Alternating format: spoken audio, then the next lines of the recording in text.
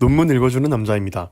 오늘은 지난 영상에 이어서 CSR을 행한 기업 타니타의 행보가 어떤 결과로 이어졌는지에 대해서 말씀드리도록 하겠습니다. 지난 영상에서는 타니타가 직원들의 건강을 위해서 어떻게 식단을 조절했고 그 외에 어떤 요소를 배치함으로써 직원들의 건강을 도모했고 실제로 직원들에게는 어떤 변화가 생겼는지에 대해서 말씀을 드렸습니다. 과연 어떤 일이 일어났을까요? 실제로 건강이 아주 좋아졌다라는 직원들이 속출하면서 2009년 일본의 방송사 NHK는 타니타의 이런 행보에 대해서 방송을 합니다. 그리고 타니타 직원 식당의 영양팀이 만든 타니타 메뉴를 집대성한 책자는 500만 부 이상 팔리죠.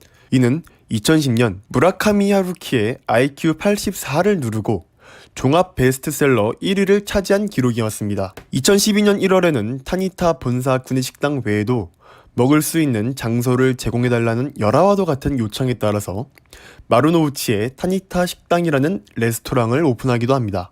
직원 식당에서 일반 식당으로 변화한 것이죠. 타니타 식단의 나비 효과는 여기에서 그치지 않습니다. 직원들의 건강을 위해서 식단을 조절한다는 기업의 책임을 다하기 위해 시작한 타니타는 2012년 6월에는 동일본 관동병원에도 식당을 개설하게 되고요. 2014년에는 영화 체지방계 타니타의 사원식당이라는 영화를 제작하기도 합니다. 그리고 2019년 말까지 홋카이도에서 오키나와에 이르는 일본 47개 현마다 최소 1개 이상의 식당을 개설하겠다라는 목표를 세우죠. 타니타가 검수하는 도시락 상품도 생겼고요.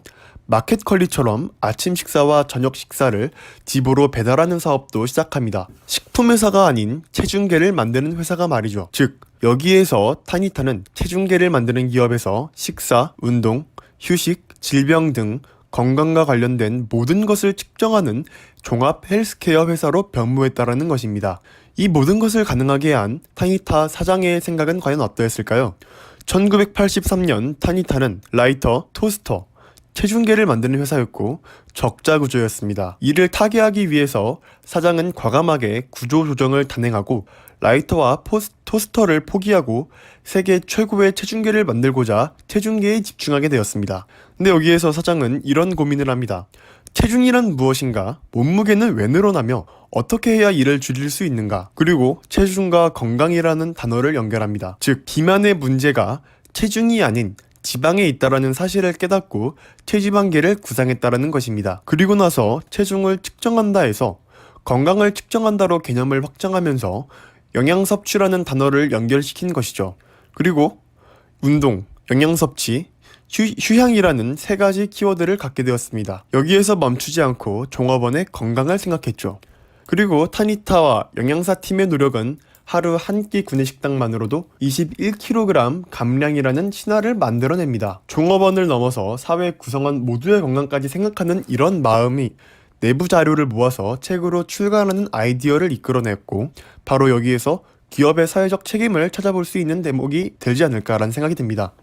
그리고 이 사회 구성원 모두의 건강까지 생각하는 마음에서 나온 내부 자료를 모아 책으로 출간하는 아이디어는 결국 베스트셀러로 선정된다라는 기업의 직접적인 이윤 추구와도 밀접한 관련을 맺게 되죠.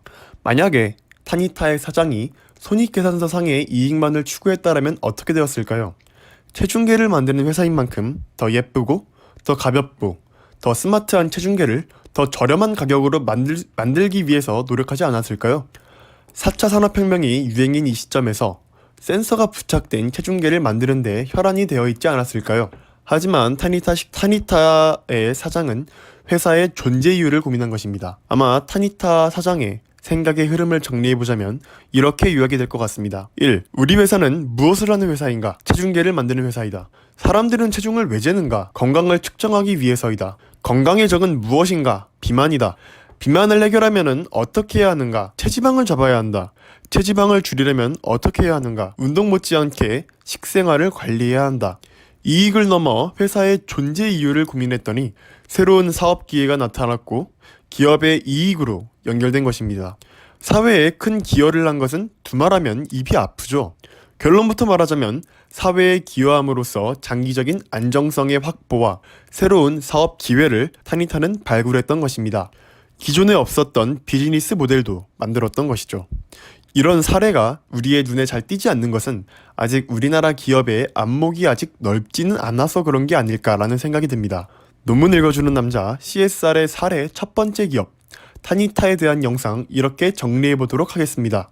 다음 영상에서는 더 알찬 컨텐츠로 찾아뵙도록 하겠습니다. 논문 읽어주는 남자였습니다.